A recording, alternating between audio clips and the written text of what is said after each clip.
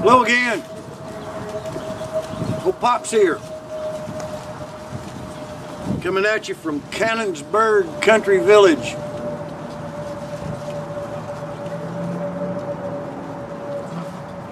Cannonsburgh was the original name of Murfreesboro.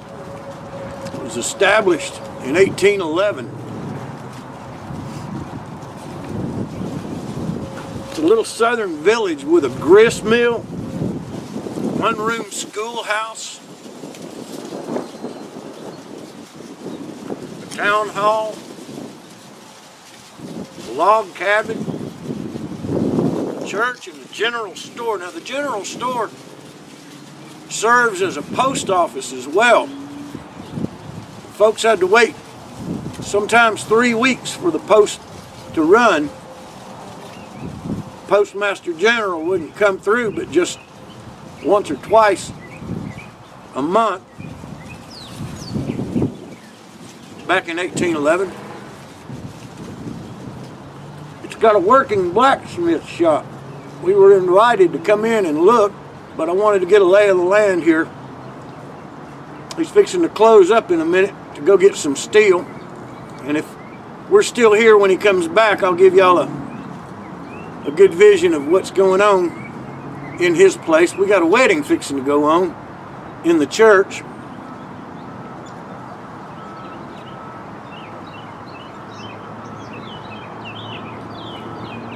Cannonsburgh's also the home of the world's largest cedar bucket. It was manufactured in 1976. They got it behind lock and key right now because somebody set it on fire some years back, and Cedar Company here in Murfreesboro had to reconstruct it. They used some parts of it that were left over, and the original hardware, the steel hardware, the iron hardware that was on it originally, they used it, but they had to come up with some new cedar because some idiot set it on fire. Right now I'm sitting in front of E.L. Westbrook's general store, like I said, smoking a handmade songwriter, what I call a songwriter. It's a little round apple that was made that reminds me of the Savinelli author, or the Rossi author that I like so well. It's not an author, but it reminds me of that author. It smokes just like that author, and I like it so well I call it my songwriter. And because it was 64 degrees this morning, no it wasn't, it was in the 50s this morning when I got up, and only supposed to be 64 degrees, I thought it'd be a good day to smoke some Cornell and Deal autumn evening. So we're going to take a little tour around this Cannonsburgh Country Village. We're going to show y'all what it looks like. Now keep in mind that the buildings are all original, but the village has been reconstructed. This is what Murfreesboro looked back in 1811. This is sort of what it looked like. That right there is the Westbrooks Mercantile and Post Office that I was sitting on the front steps of a minute ago. Let's go up, look inside.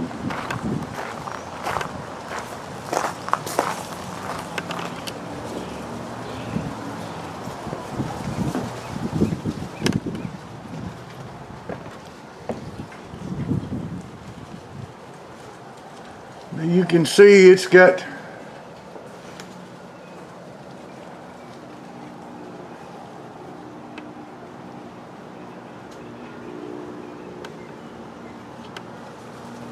things on the shelf from that time period. Things hanging from the ceiling. Everything's priced. On the day when they're giving tours, they'll remove all these barriers and let us come on in and have us a good time.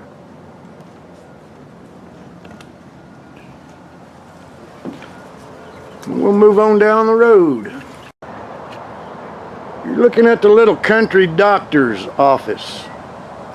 Every town of notable size had a country doctor, and although the doctor saw many of his patients by making house calls, he also maintained a small office near his residence where patients could come to him for treatment. The structure is furnished as an early medical office. The building originally came from the south of Murfree. Let's step on up here and look inside.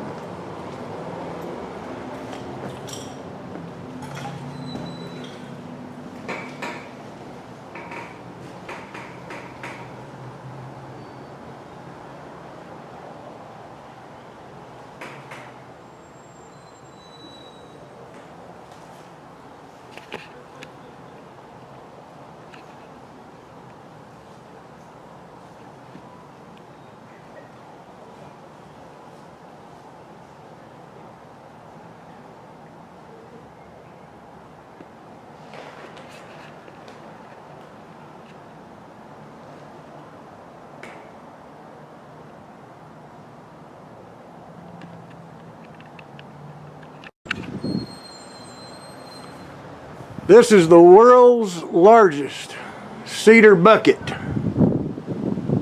Like I said, it's behind bars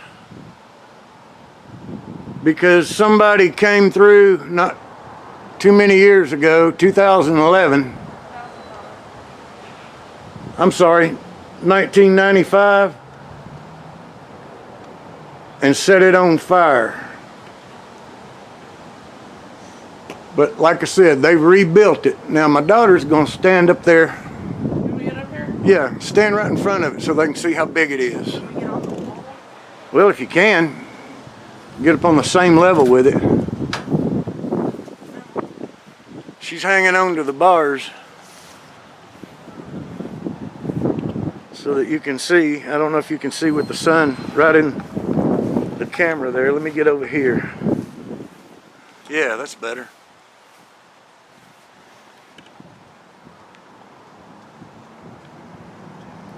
That's a big old bucket.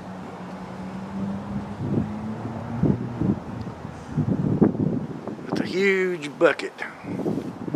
Now, let me tell you a little bit about this bucket. The material is red cedar. It weighs 800 pounds. It's 1,556 gallons. It's built by the Tennessee Red Cedar Wooden Works Company.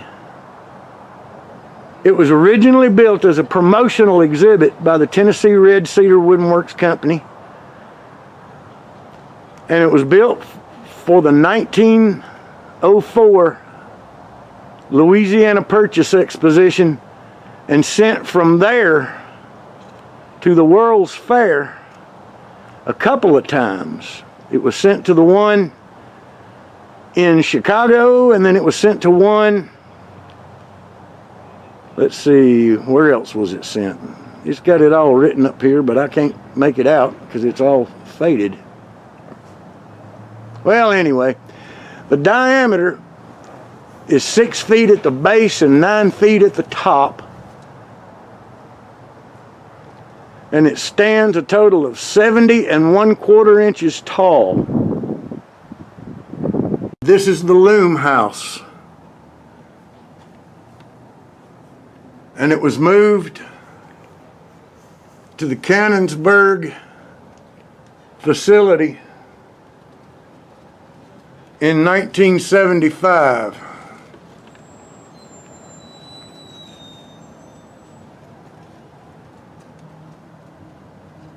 It's just a little textile house. Let me back up so you can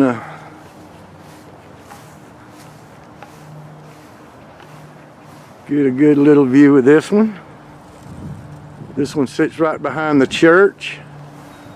We're going to step around so you can get you a good little view of the church. Now, being an ordained minister, I have preached quite a few ceremonies in this church, and it's one of the prettiest places I've ever had the privilege of walking into.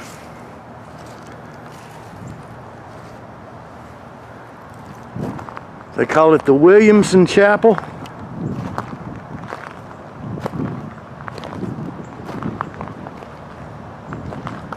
It was relocated from the northern part of Rutherford County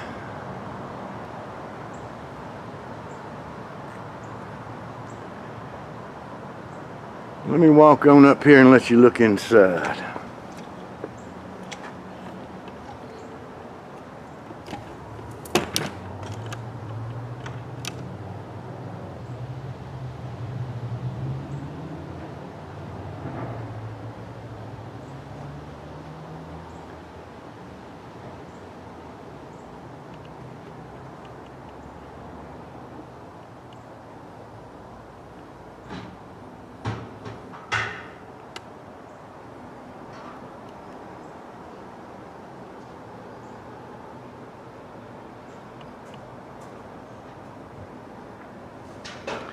Ain't that just pretty as it can be?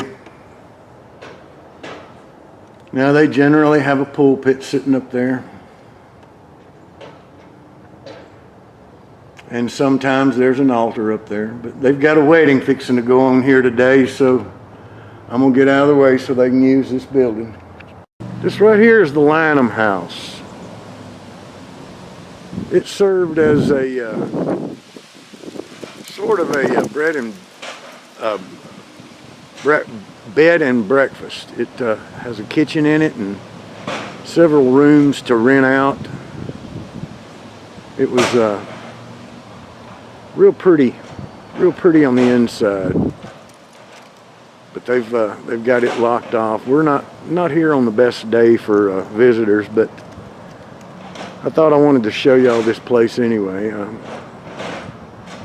Could have picked a better day to get into some of the places, but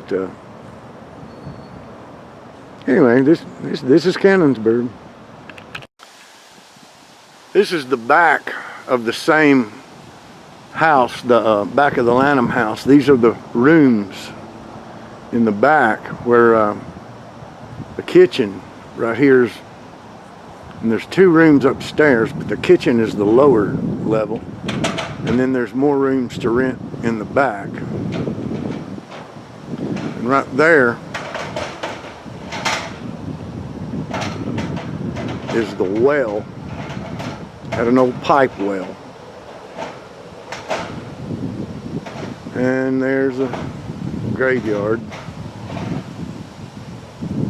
Got a few low head stones in there, but not too many sticking up so high that you can see them.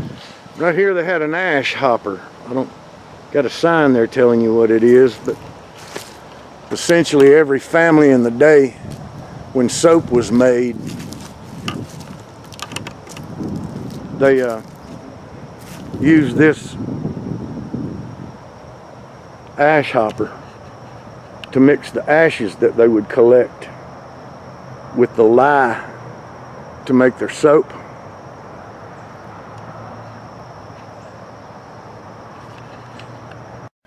And I don't know if you can see this or not, it's so dark in here, but this is City Hall. There's the mayor's desk. And this is where the town council had their meetings.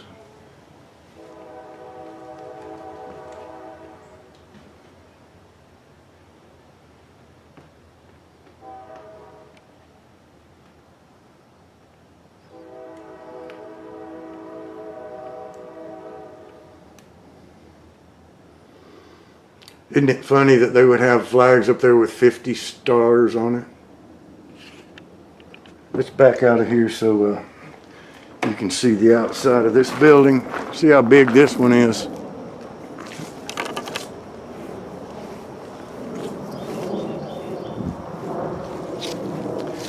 Little bitty place.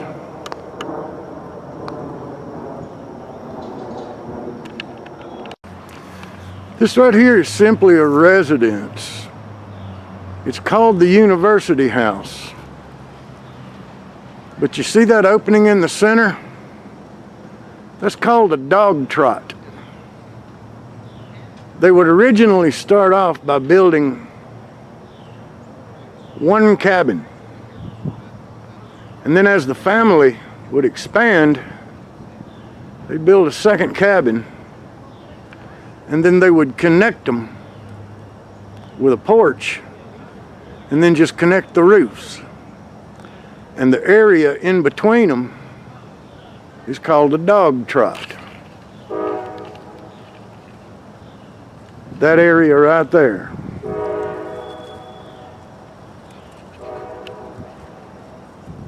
Let's go up here and look at it. What do you think?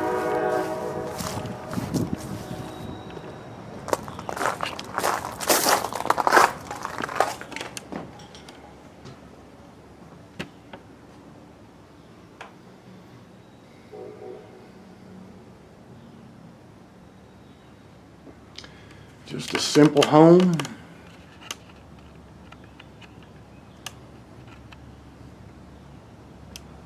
Simply laid out. Perhaps that might be where Mom and Daddy slept. Pictures of Grandma and Grandpa.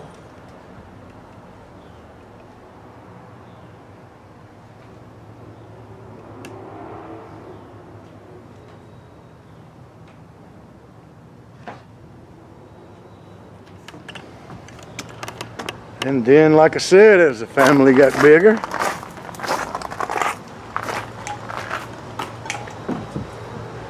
coming from that door over to this door through the dog trot, they would end up over in the kitchen.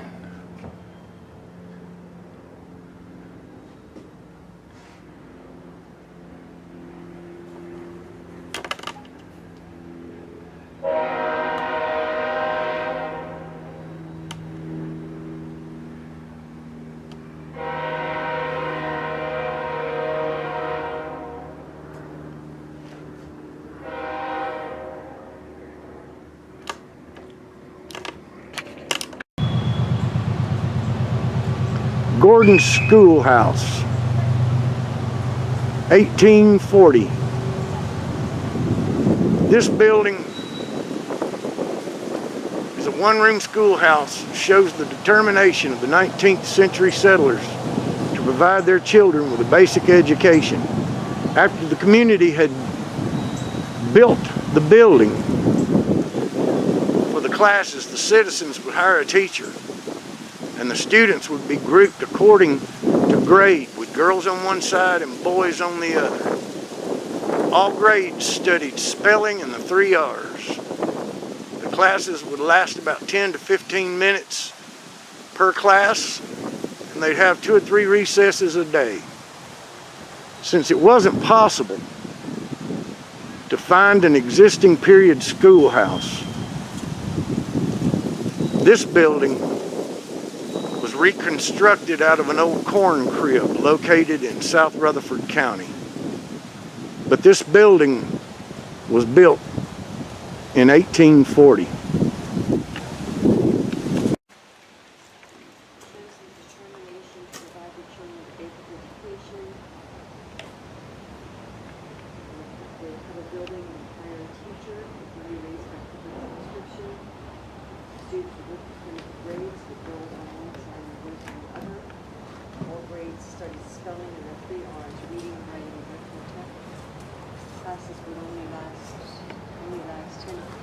And of course, that fire extinguisher back there in the corner, it didn't belong here then.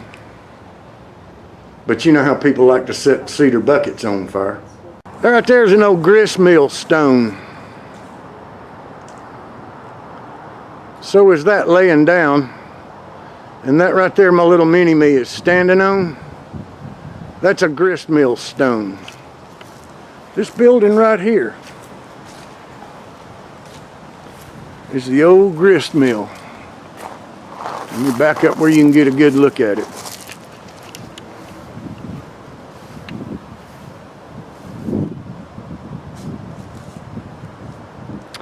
Tell you what I think's neat. Look at the moss growing on the roof. But anyway, I digress. I just think it's neat. But this is Ellis Gray's Mill and Grain Company. It's from 1830. There's the old mill wheel. It sits off in what's Lytle Creek. I'll show you the creek.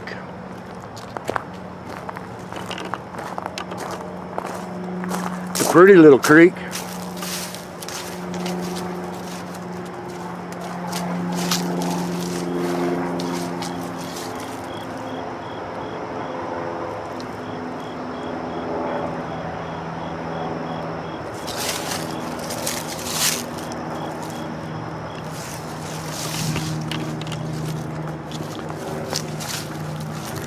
Of course, it doesn't have enough water in it nowadays to turn the wheel.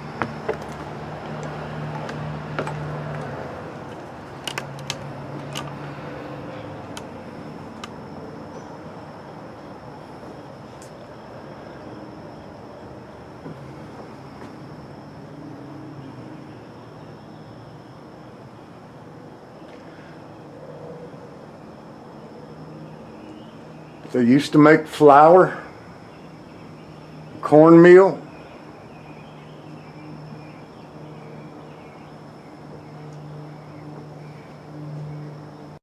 Well, that's Cannonsburgh.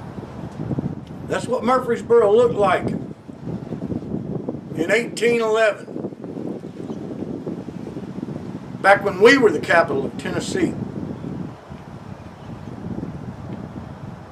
Hope y'all enjoyed this little tour.